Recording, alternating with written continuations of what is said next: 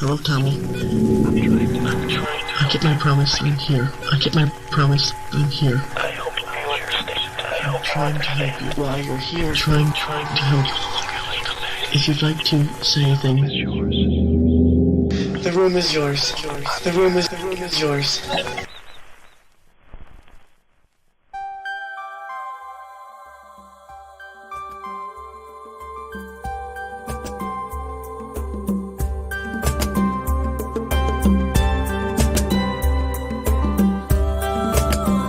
You are now watching Turn to Gold on BB3 TV with your host, the Ghost Boy, Chris Cesare.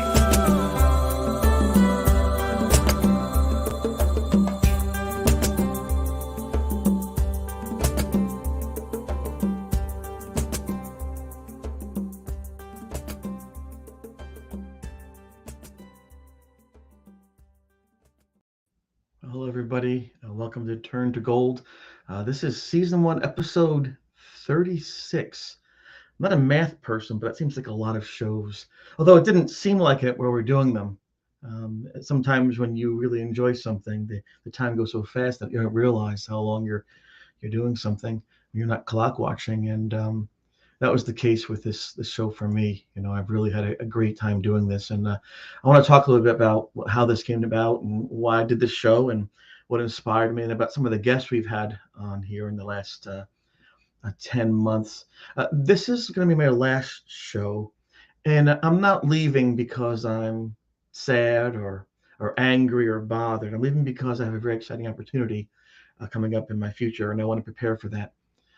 Once in a while, life affords you an amazing chance to leave a footprint, a positive footprint to share and to give back, and that's happening for me. And I can't say too much at the moment, but I'm looking forward to that. But that demands my full attention and full energies, and so I'm going to be going on hiatus. So let me just thank you all again for me. Hi, Bob. Thank you for being here. I appreciate your support. I really do. Good gentleman right there. And Tim. My thanks for being here. A great human being. Good people. Barry, number one. There he is, number one. Barry. I've known Barry for quite some time. We're good friends, and he really has over the years supported me in everything I've done. And I really appreciate your friendship, Barry. You're a very good person, and I hope that everything that you want in your life will come true for you. You've really helped a lot of people, and I really appreciate how altruistic you are. Note to self: altruistic, cool word. Hello, Penny. Thank you for being here. I appreciate you being here. Nancy, I met Nancy and John in New Jersey at the Party New Fest, and are very nice people.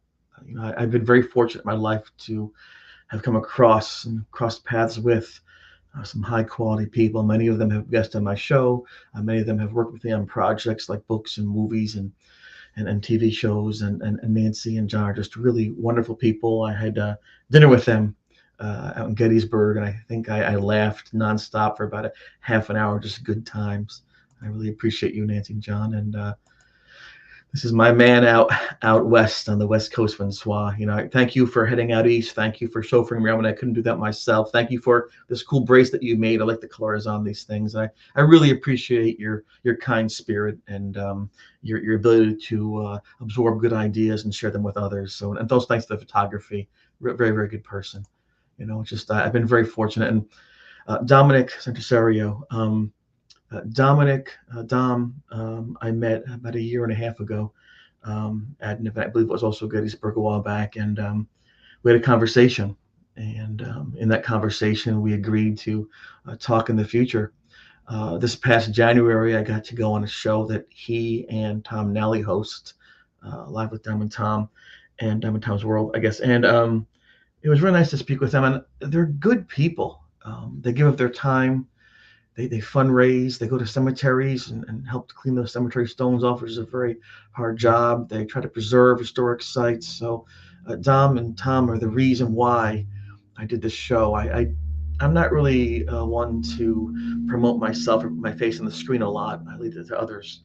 But when they asked me, following my appearance on their show, if I wouldn't mind doing a show now and then, I thought, well, gee, I want to help them grow their brand, BB3 TV, and I'm very proud. Hopefully, I've done that for them. Hopefully, they feel I've done some good to bring in some quality viewers, some quality guests, and create some quality moments. So to them, I am very thankful, and I agreed to do not a monthly thing, but a weekly thing because I wanted to make sure people had a continuity, some ability to see things on a regular basis and not get confused if what day it'll be of the month. And I think that was pretty good. Pretty good choice to make. And BB3 saying hello. That was Tom. Thank you, Tom. When I got a chance to speak with you at Selma, we talked about Bill Freeman, and I'm very proud to know you. Very proud to be part of the BB3 family. And even though I'm stepping away from this particular post, I always tend to remain part of the family. I think that's an important thing. And Lori, hello. Thank you for being here. I really appreciate you. It's just I don't know if everyone understands how good it feels to have people take away from their valuable time and just tune in. There's no guarantee when you tune to something it's worth your while. And when folks like Laura come back each week, it really makes you feel as though I'm doing something good and that my guests are sharing something positive. And I think that has been the case. And, one of the things that I benefited from over the years, and I'm not sure if it's luck, if it's inspired, if it's chance, if it's something I've worked at myself, but I've always been blessed with good friends. Not that I always deserve them, and thank you, Vince. I appreciate that very much. Not that I deserve them, because I'm a feel that kind of person. I go from place to place, thing to thing, always looking for new information, always looking for a new way to laugh at something and with somebody, and always looking to be creative. And so it doesn't lend itself sometimes good to enduring friendships. But I've been really blessed to have so many people enter into my life willingly and stay, for the most part, willingly, and help me share what talents and ideas I have. And so as we move forward, all of us, if I can ask you to do something for me and for yourself, remember the people who helped you.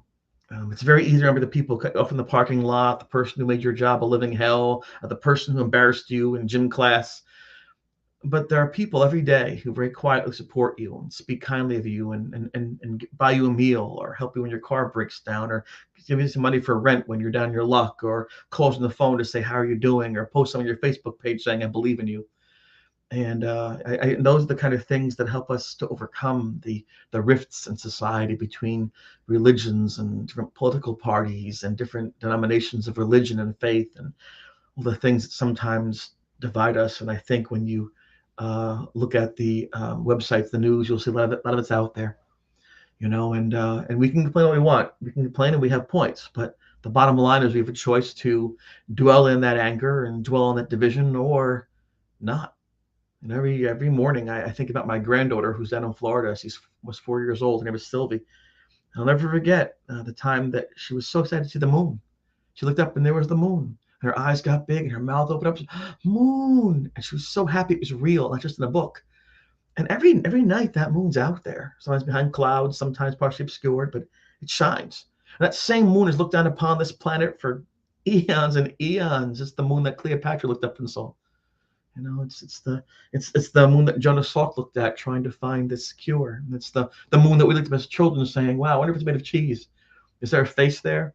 It's still there. And one of the things that I've learned from my friends and from my parents and from my family is that you need to, if you can, appreciate the things that you have. And I want to take a few minutes, if you don't mind, if you'll indulge me, to thank some of my guests that have on this show. I have some backstage here with me tonight, and others I'm going to call up by name. And I'm very thankful that they too found some value in my desire to share their ideas with a very intelligent, very supportive audience, whether you watch the show live or delay on Facebook or on YouTube. And we've had quite a few people. We've had April Bissett, just an energetic, wonderful psychic from New Jersey. Always full of energy, always very positive. She walked into the room and the whole room lights up. It's just a wonderful gift that she has. And I really enjoy how she attempts to help those looking for answers. And one of the things I learned from her is that she said it's sometimes hard to separate the active mind from the thoughts being coming in from spirit. And so what she does is she draws and writes as she hears the voices coming in to separate her own active mind from the thoughts coming in, which is a very interesting technique. I learned a lot from her when she was on my show. I want to bring in right now a guest. This is a friend I've had for close to 40 years now. It's fairly amazing to think that when we met, we were teenagers, and now it's been almost 40 years since we've been friends. And like every friendship, there'll be ebbs and flows, there'll be high tide and low tide. But just like the effect of the moon on the ocean, it's enduring and always there. There's a lasting bond, and there's an admiration that I have this individual that goes beyond the words I'm trying to say. This is the individual who, in my moment of crisis, ran into the room, ran into the fire, and helped me out. And let me bring in Mr. J. Jeff Unger. Hello, sir. Well met, Chris. Good to see you again. Agreed. I want to make sure that I publicly thank you, not just being on the show several times to help share our experience and to put some meaning to things that transpire around us, but also thank you for your friendship. And I'm wondering, over the past 38 or so years, is there anything that you have gleaned, learned, experienced that you would like to share with the listeners? Some piece of wisdom, or just maybe a passing thought that you think might be helpful or useful? Well, I guess I'm just struck by how the world continues, or has the possibility to continually surprise you. And this speaks, the long game, the short game. 40 years ago, I had no idea I'd be talking with you on this thing called the internet right now, and we'd be talking about the ghost haunting that we had just experienced in C2D1 in 1985. I mean, the echoes and the resonance and the friendship that was created during that splash in time that we reflect upon.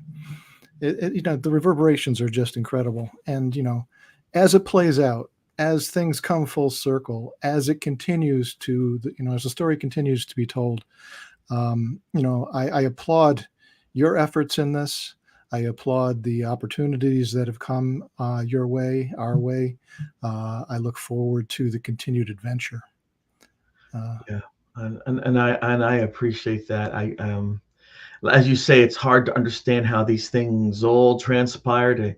It began for us, our friendship at Geneseo, when there's a picture of Erie Hall in the evening. The middle central building with the light is our building, which is building C. The second floor, which is right in the middle, is the floor we're on, and the light to the left is your room, C2D2, and that's where everything transpired. That's where we met. That's where we developed our friendship. That's where we experienced this extreme haunting, and where our lives would change. And thanks to you, there are photographs such as the wind swirling in this closed room, blowing back my sleeves and the cardboard, and the photograph we have with your inspiration of the ghost, the skeletal image, which I can enhance here and bring it closer, of the pelvis and the spine, the rib cage, the clavicle, the sternum, the searching for answers on that Valentine's Day evening, and then of course the lasting friendship that's gone like a tag team for forever and ever and ever.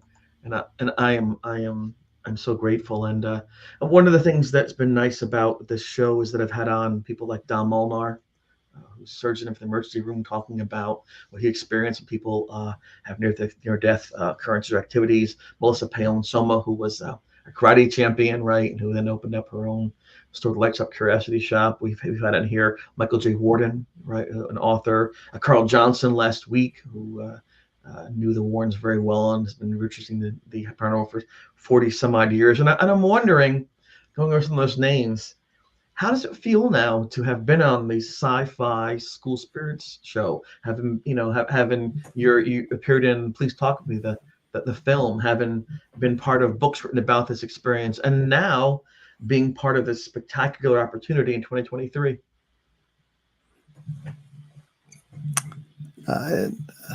If I had to talk to myself as a 19-20-year-old, I would have been very hard pressed to believe what was being said to me. that this was possible. In a way, we are, we're up on stage now in the same way that the Warrens were, presenting to this group of underclassmen there, and it feels very strange. It's at the same time both familiar and unfamiliar, because this is a lived experience that we've had. The confidence that allows us to speak on this topic is because we lived it, and there is a grace in that. I want to say, which I find both comforting, and I'm proud of that, actually. I don't know, I don't know. That's pretty much all I could say. We had some dark moments that we experienced in that college. Some incredible experiences in that college in terms of what we saw and experienced, and we had doubts sometimes and fears, and the experience was in no way wholly positive.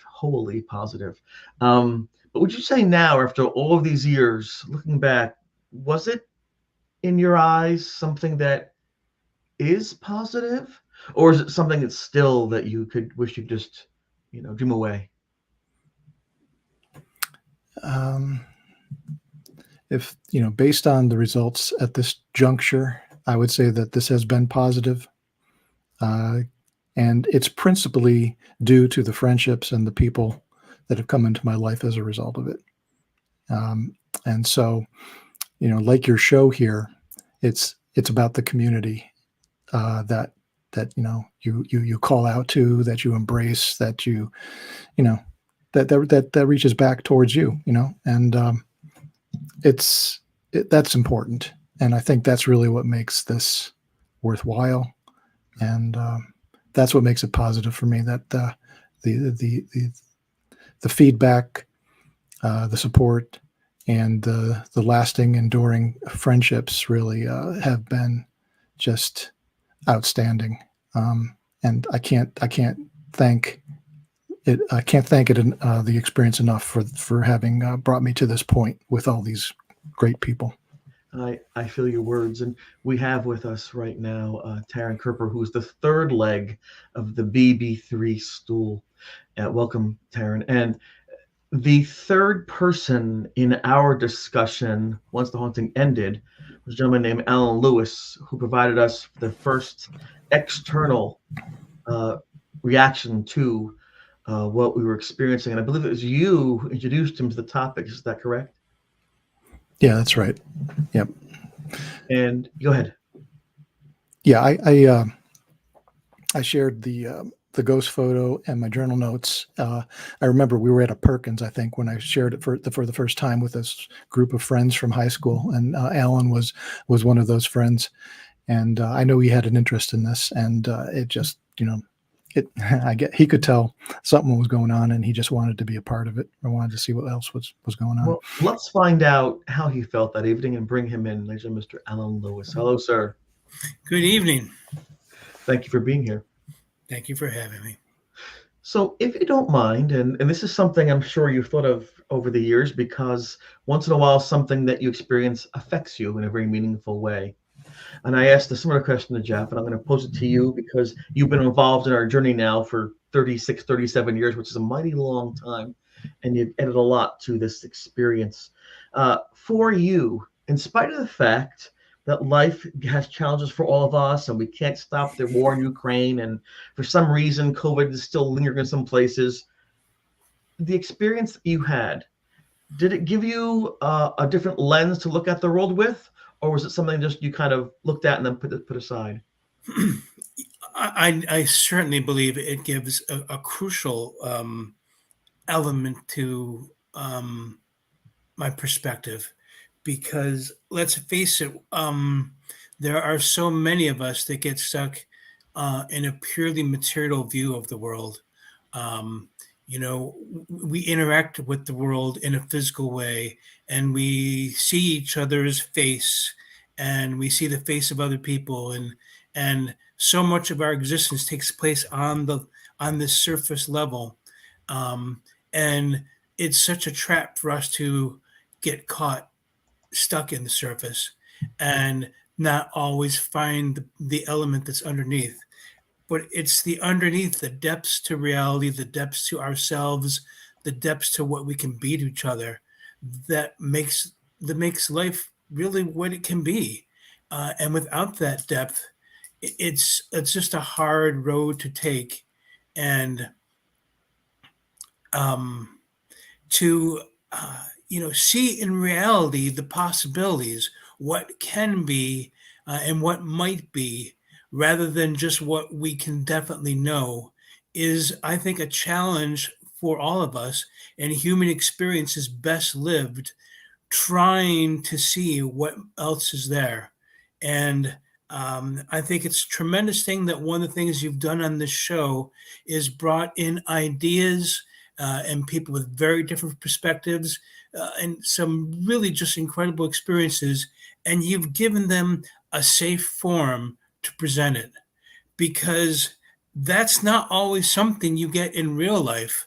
Or I don't mean to say that this is not real life, but the harsh reality of the world, sometimes we don't have a safe space. We don't have, the hard things don't always have a space where we can discuss it calmly and with kindness. But when you have an atmosphere where any idea can be welcomed rather than shot down, because it's so easy to take any new idea and just reject it out of hand. But if you have to challenge yourself if you're ever going to grow, because any of us at any given point in time have a limited view of reality. And even when we've gained insight into reality, we're still limited, and we're still making some mistakes in terms of how we see it. And we have to be willing to be wrong. We have to willing to be listened to others. We have to be willing to reach out and be broadened that way. And if you have an environment where it's welcome, it's safe, yeah, such as this show has provided for all these people to listen. And who knows, I'm sure every single person had something to say that maybe, was off, but maybe it was on too. Every person brought here something new, and this was a space where that could happen. And I think there's almost like a meta theme to your show this year, Chris, which is, that idea that in life, if we could take the things that have happened to us and the experience we've had, and find that safe space and to consider it. So because there's been two aspects of the show, not only the ideas that are presented, this is a show about the paranormal, about the psychic realm, and it's these ideas that will sometimes be challenging, and we know not always accepted by everyone, but not only the idea being presented, but the atmosphere.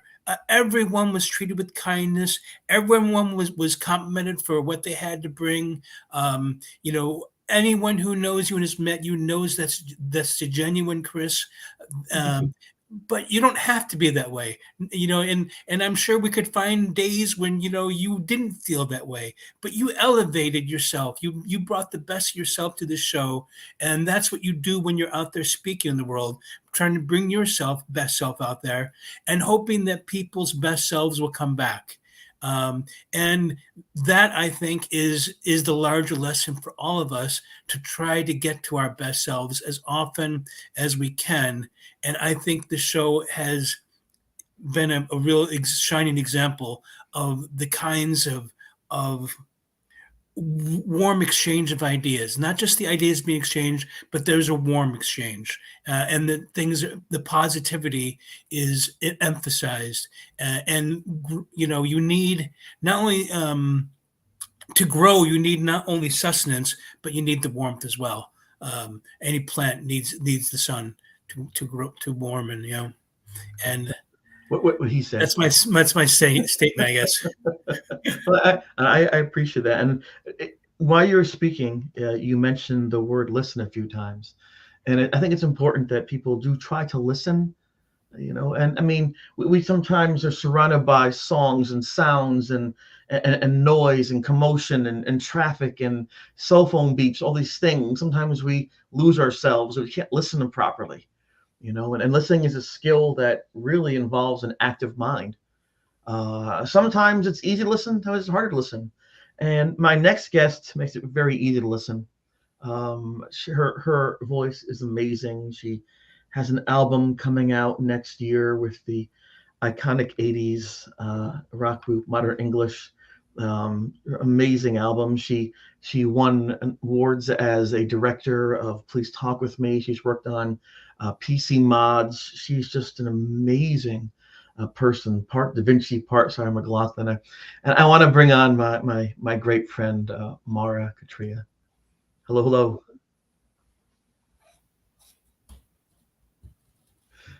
I can't hear you. I don't know if you're. What amazing introduction. Thank you so much. Oh, thank you for being here. And I want to let the folks out there who are listening and who are watching, that whenever you hear the intro, the amazing intro to the show, or listen to the outro to the show, that's Marketria. That is her voice, that is her talent, and it's a small sampling of a song that'll be coming out next year, and that song is called Turn to Gold. And People turn to gold. I think it's amazing, and that's what you have done for people in your life too, is to help them focus on and imagine and wonder and create gold. And there's no better name for my show than the song that you wrote to inspire people. And I was just wondering, you are, as far as I can understand in the world, a rising star. You are somebody who is going to change the way we think and listen to music in the near future. I'm very proud to be your friend. I'm wondering what it is that drives you to create and to share. That's a question that does me honor. I appreciate you asking it. Hi Vince, hi Taryn, hi Barry. Very kind of you.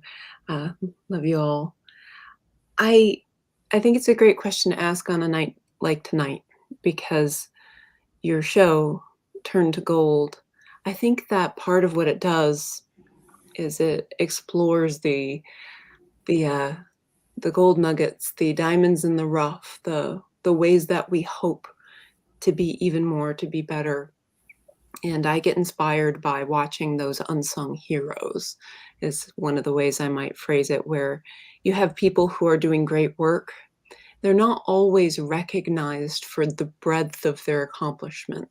In today's society, I think a lot of what we do on YouTube or TikTok or Snapchat or Reddit or Facebook, Twitter, we compress until people become bite-sized.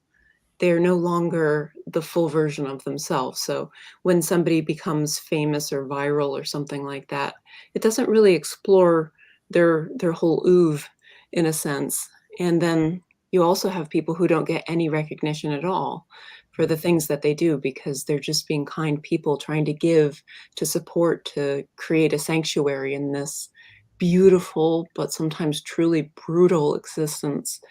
And I think the show kind of uncovers those things. It heals them. It brings them to light. And you talk about the song title, Turn to Gold. The full title is People Turn to Gold. And the inspiration for that title is based on the working title for David Bowie's Ashes to Ashes, if you remember that, with that epic music video. And the man in blue he's like strung up with all of these tubes and wires, almost as if he's connected to every prayer, every instance that's going on in creation, everything that we think nobody is watching. And he's sort of hung up there listening. And you kind of hope for that somebody is listening out there. So he went with the different title, Ashes to Ashes. But I love that song and I love that music video.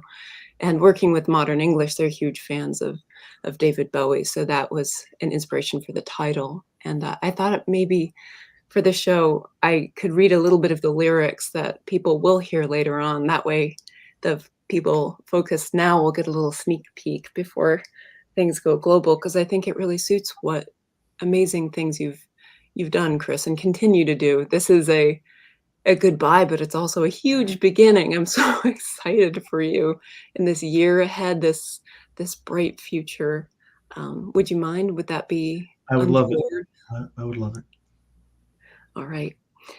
Leave the winter fast asleep. Watch the forest for the trees, and people turn to gold. Find the seeds you thought you'd lost, worth the challenge and the cost, and people turn to gold. No simulacrums, a wreath around your head, picking all the roses and making up your bed. You're pointing at a compass and chasing down the storm, tearing out the pages, and you're crying out for more. And the vestiges of empire, like verdigris on stone. No quarter in a tempest leaves us turning to gold. Wait for sunrise through the leaves. Shed new light on all your grief. And people turn to gold. Take my hand and ford the stream. See the garden in my dream. And people turn to gold. That's absolutely beautiful. No need for applause, but thanks for letting me share it with you guys. I am so proud of so many people that I know who are in each in their own way trying to shed a little piece of light, a little piece of goodness, a little piece of hope in what they do. You don't have to do that. No one has to be good. No one has to try hard. No one has to care for anything. So true. And I'm very thankful for all of you in my life. And as I mentioned in the top of the show, I never wanted to really do any type of video cast or podcast. It's not my forte. I'm glad that people found it useful and that they've enjoyed it to this point in time. But I only did that because of, at that point in time, two individuals who inspired me. Once in a while, you meet somebody and you just like them, not because of their age or their height or their eye color or the clothes they wear or the place you meet them at, just because you sense a good person. And I think it's hard for us to trust as people, right? We sometimes have difficult friendships or relationships or different family structures, different times at work with our coworkers and our bosses. But good people are out there, and I'm very thankful, very fortunate that in the last year, I've been able to add a few more people to my list of really cool friends. And I want to bring them on now as well, if I can. And most of you in the chat room, most of you watching will know who they are because this is their baby. And I'd like to bring on Dominic and Tom to Turn to Gold. Thank you. But in this case, it is because of the clothes that we wear, because we are both rocking the BB3 TV shirts. Yes, indeed. This is a tough one for me. Yeah, because I've said goodbye my entire life. But I don't say goodbye anymore. I'm just going to say thank you, and I'll see you later. Everything you've done here, you have no idea the impact you've brought in my life, within BB3 TV, within my family who watches you. Chris, there's nothing I can absolutely say to you other than thank you. Absolutely. Your mom rocks. Your mother absolutely rocks. I don't know what to say, but I love your mom.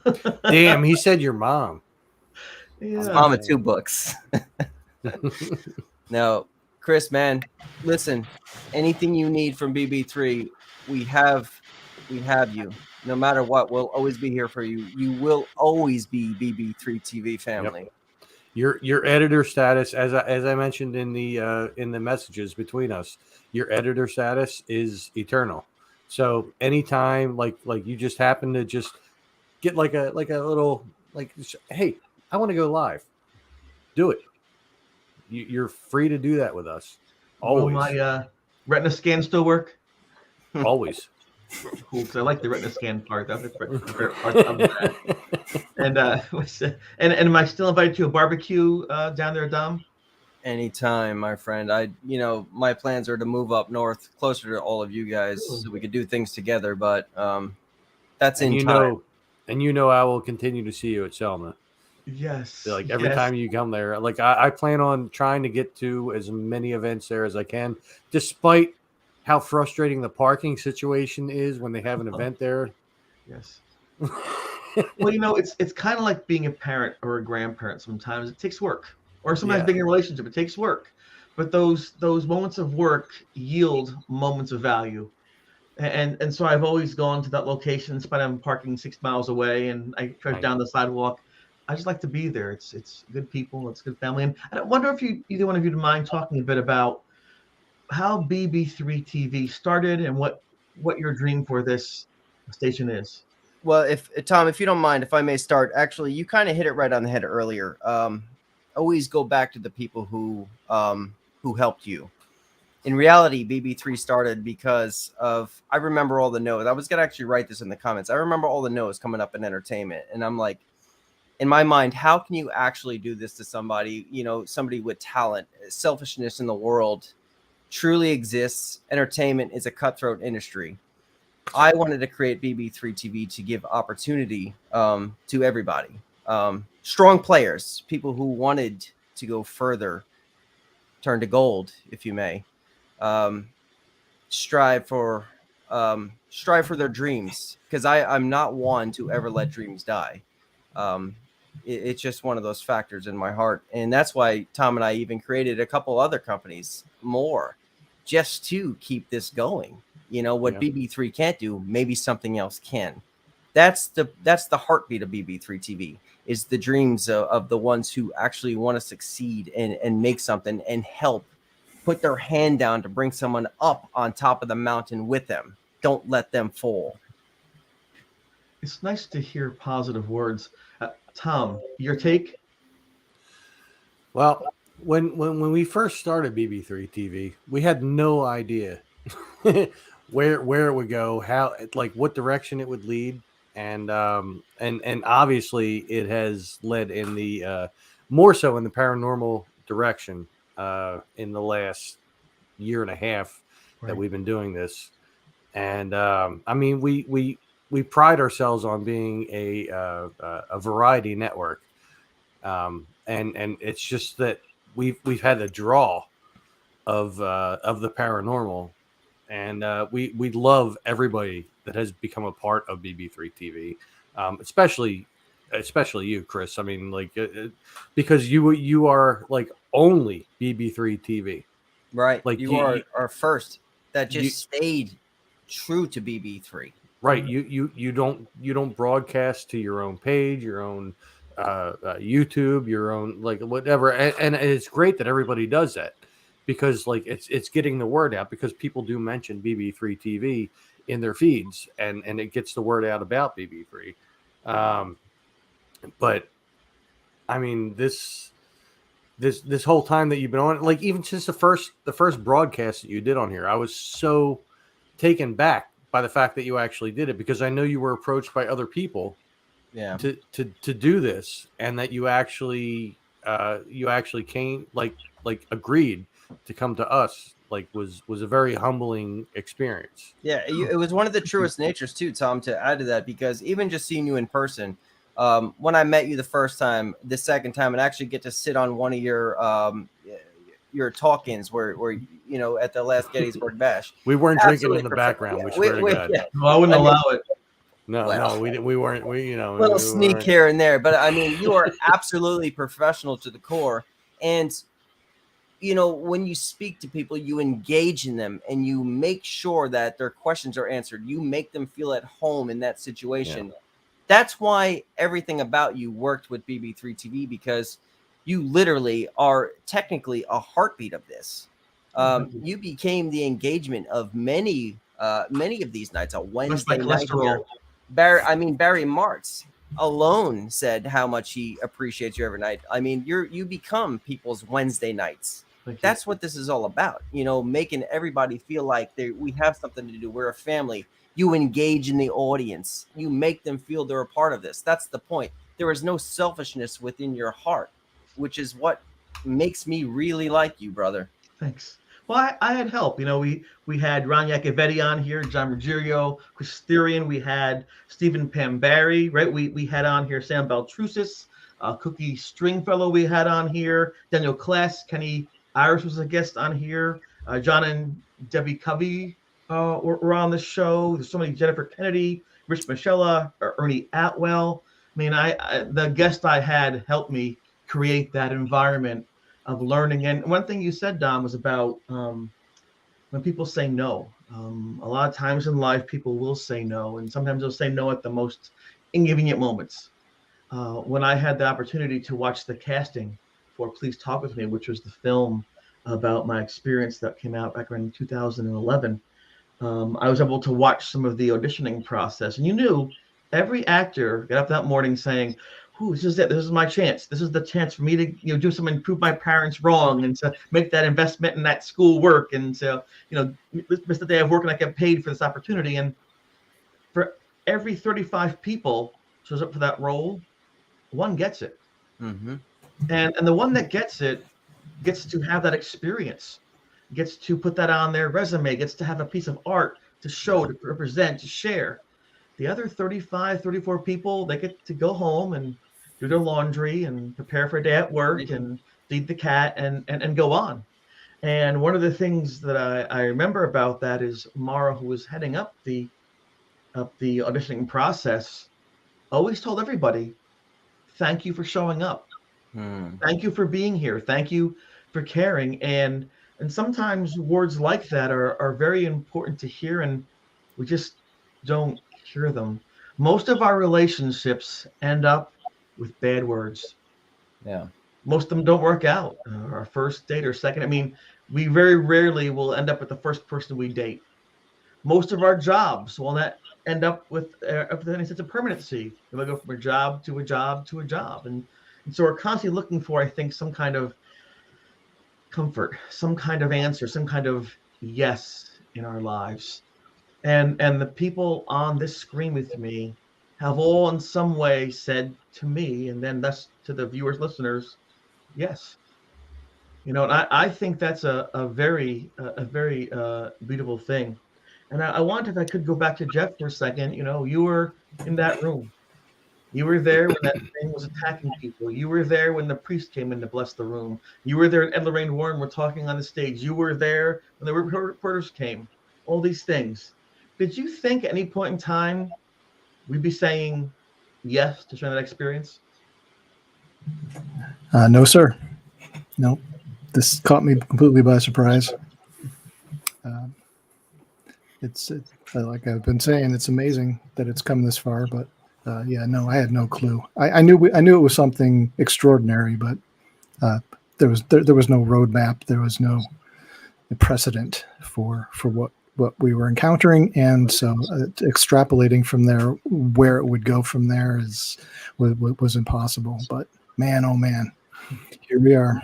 Right, and you always said, and this is, sometimes as friends you to each other, you joke back and forth and things. You always said, though, always, this is a story. This is an event that wants to be told. Do you still feel that way? I do. Yeah, now more than ever. It's that. I mean, just look around. I mean, everybody, is interested in your story. I mean, you have these opportunities coming your way. We've made extraordinary connections, and again, the underlying theme through it all has been the current of the C2D1 haunting. It's manifesting in our lives in different ways, but it's telling the same story, and it involves grand themes. It involves philosophies that that we're only starting to understand. So it's been extraordinary. And Mara, you took an extreme haunting that on its peripheral had physical attacks, loss of friendship, suicide, anguish, and you created something that is uniquely positive. How did you do that? What was the method you took to create something positive from something that seemed at the time so inherently negative? I find myself feeling very British at the moment. It's like I can't take the compliment. I I really appreciate that you observe my efforts to create something positive as successful, and I can only agree in the sense that everybody did such an amazing job. Yourself, Bill Edwards, the producer, Alan as historical consultant, Jeff with his journal notes, the actors, Kyle, Aaron, Dawn, Clara, the list goes on, Nick, um, and all of our support crew, Carrie Lyon on video cameras. They hold you up to a standard when you know that you're dealing with people that have their hearts and souls into it. Um, Obviously, I wanted to do exactly that, what you just described, but knowing on top of that that the story was so meaningful and is, that the people involved with the actual events are so valuable and so full of integrity, and that our cast and crew has so much passion and nobility. It just, I think it makes the job easy, and it makes me think of your guests. I think it was Bonnie and Melissa Humphreys, Yes. and it reminds me of Jeff saying the story wants to be told, where it's like the history is now. These miracles, these fascinating events, these coincidences, whatever somebody wants to call them, they keep on happening, and it keeps unfolding, and I'm so honored that I can be a small part of helping it to unfold in a positive way, like they are now researching into who the ghost was and how you had them on your show asking them such great questions and forming, new strands in the web of this bright future. Well, I learned from you. Even though I'm older than you, I learn from you, which is an important thing I think we all should pay attention to, that you can learn from people, right? No matter who, even if you might make more money, you might be alive longer, might have a nicer house, you can learn from everybody around you if you choose to. And sometimes people can really change your lives. And Mara has always inspired me the way she talked with people on that set. And I remember, I shouldn't share this, but there was a scene that was a party happening at the college, and they're all going back and forth. One of the actors said, "Hey, Chris," to the other actor. And I said, "What?" I'm like, "Oh, I was so involved when I was watching. I was in the party, like, cut, cut, cut, like, "Ah." And you're so kind to me. You're so kind. You're like, I really appreciate the fact that it was so nice you did that to me. I didn't feel so embarrassed. And, it's a tough road to hoe, I think, to always stay positive in those moments. And you did that. And I don't know if people notice, but I have behind me, there's a drawing here, and that's a drawing of my granddaughter, Sylvie. And that was made by Patty Lyon. And I, I really appreciate things like that. It's so I try to uh, celebrate the quiet gifts that aren't broadcast over Facebook 15 times, that aren't, and I try to really value the quiet friendships, because if you have to say something too many times, it's probably not true. Or you don't believe it yourself. You're trying to make you believe that. And so I think that with friendship, with respect, comes an honesty, and comes a comfort. And a number of people in the chat room have said this is a very relaxing, comforting, positive experience. And again, I owe that to the fact that there's a trust between us and a mutual respect. And I want to head back to Ellen for a second on this. And you had every opportunity to walk into that Geneseo campus and say, this is not right. This is a fraud. You guys are crazy. I don't like what you're doing. You could have said that. What, in your initial impressions, dared you, in a cynical world, to believe? I'm reminded of a quote from Einstein, which I don't think I'm going to get quite right, but something along the lines of the pursuit and consideration of the mysterious is a spiritual and religious experience. And I think that's one of the things that we find in this realm is that we don't always, it's so easy to tear something down, but something in us still wants to believe. Something in us, in fact, I think, knows there's more than what we're seeing with just our eyes, everyday eyes. That there's more there, and something in me always was in seeking that, and I think that's the part of each other that we want to appeal to. I think that's very, very fair. I don't know if parents always influence their children. Some people are fortunate to have both parents who love them and stay together. Some have a situation where mom or dad's with them with a stepmom or stepdad. Some have only one parent who works very hard to play the role of two parents. Some people aren't blessed with any active parent in their lives and have to kind of go it alone or find a different path to walk. But I think that the creation of life, the nurturing of life, is an important goal and a worthwhile goal. I think it's noble. And I go back to my great grandmother telling me that children like flowers, that you take care of them, nurture them, they grow big and strong when I was 4 years old. And I think Just look at the flowers. that's right. That's a very, very important thing. And for me, I'm going to go back to this with Dom first. I found out that you would go to cemeteries and engage in the process of cleaning and repairing tombstones. I thought, huh, it's interesting that that person isn't there to say thank you. In fact, no one may ever know what you're doing, but you do it anyway. What happened in your life that you saw, heard, or were told that made you say, I'm not going to make $1 million doing this, and I'm not going to become president doing this, but it's the right thing to do? How did that happen? Just my brother Craig and I, we did the grave guys. We've been paranormal investigator our entire lives. We've always found the serenity in graveyards, and we knew that, there's kids that are there 100 years. There's people that are there 100 years that'll never get a visit again. Right. From ancestors and just new generation that they don't even know they exist. It's relaxation. It's doing the right thing. It's cleaning up a place. It's peaceful there. There's no fights. There's, nothing. We literally, honestly, we grab a 6-pack of beer or more, hang out, drink beer, clean graves all day, and just do the right thing. We make videos on TikTok. We do not do that for the likes, shares, and follows. We do that literally to tell people, go out there and do that. Clean your community, like inspire people to do it. And that's why we do it. Just to show that, this exists out there. Once you're dead, don't you want somebody to do that for you? Yeah, I think that is a really, as they word, cogent point, and that really struck home when I was learning about what you folks did. And one of the things that I will never forget about my own experience, because that kind of defined me at college, those months of the ghost there, was that this thing was in so much pain, so much suffering for so many years, and no one knew.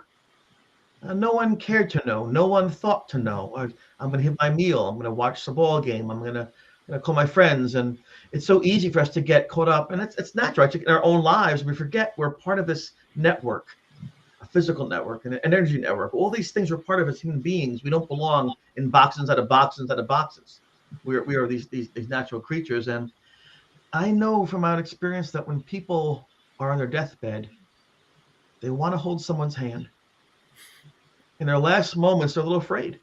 Well, they have faith. I know they have faith, but it's scary because now your faith puts the test, and you hope you can pass that test. And to have someone hold your hand or say, "Hey, I love you." Ooh, there have been incidences reported where people were in a coma, and they still heard those words. And when they came out, they said, "I love you too." And I think that we sometimes forget how powerful, how beautiful life can be in spite of all the hardships. Yeah. And Tom, you have a very humorous personality. I try. You're very engaging. You're funny. You can do voices, all these things. Do you think that the humor comes from the idea that you want to entertain? Is it something about making people laugh? What drives you to say, "I'm going to make you laugh"? To make people feel good, really. I mean, there's a certain selfishness to it as well. You know what I mean? It makes me feel good to make people feel good, or to make people laugh, or to make people smile. So I will break out every once in a while, like like Carl from Sling Blade. You know, I like the way you talk. You know, whatever. You know, or Butthead or Beavis or whatever. I'll break out in different types of impressions and stuff like that. And if I get a smile out of it, I feel good. So there is a certain sense of selfishness to it. Well, I In a don't way. know if I'm gonna agree with you on that. That's like saying eating is selfish so you can do more things.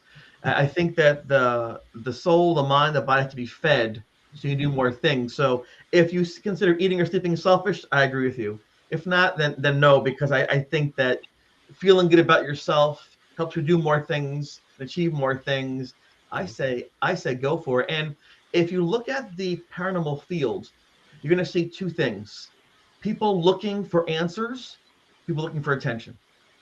Those are the two things you're going to find in this field: people Yeah. looking for answers, people looking for attention. And I was very lucky to have two parents, blessed to have two parents. And my dad said, "You will never get rich trying to get rich. You do something you love. People appreciate that. And that's how you get the respect and the money and the success, because people appreciate what you're doing." And my mom said to me over and over again one thing: Chris, be a good person. And so I was lucky enough to hear those voices growing up. I was lucky enough to see them actualize those thoughts. And so when people say, "Hey, Chris, you're pretty cool. Hey, Chris, we like you," it's my parents, it's my family, it's my friends who've always supported me walking that path.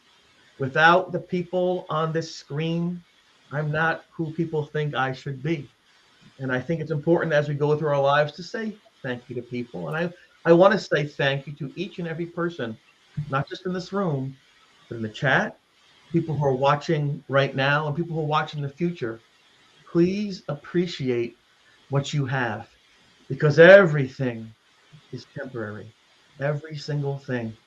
One of the reasons like babies so much are so cute is because they're innocent. Their eyes are wide open. There are no battle scars yet. There's no hatred yet in them. They learn, they touch, they smile. You want to laugh? Hear a baby laugh. Beautiful, beautiful thing. Over time, life challenges us. We have choices: to stand up and walk that path, or to crawl up into a ball and lay down. People I've been lucky enough as my friends have been marching that path day after day. I at this point in time, I'm kind of old. I'm in my twilight years, turned to gold. I think I'm turning into maybe an orange or a brown. But Turning to silver. and I want to make sure, yes, silver, right? I want to make a trophy second place. But thanks for saying gray. I appreciate it. Silver sounds much more classy. But I encourage people out there to please try to model yourself after the best you. And like I always say, if it's true and it helps, say it. On that note, I want to thank Jeff and Alan and Mara and Dom and Tom for being my guests this evening on my last show this year. I want to thank everyone in the chat room for taking the time to make this part of your evening. I want to thank every single person that goes out every day and says, "I can do this." We want to thank you for being a part of BB3 all along. Absolutely. And absolutely. One thing I'll say is I'll end this to you. Cheers, Chris. Thank you. And my last words to you on air. I'll see you later. We're always here. Always, always. See you later. Good night, everybody. Have a great evening and be safe. We're going to take you out one last time with the beautiful work of Miss Mara Tria.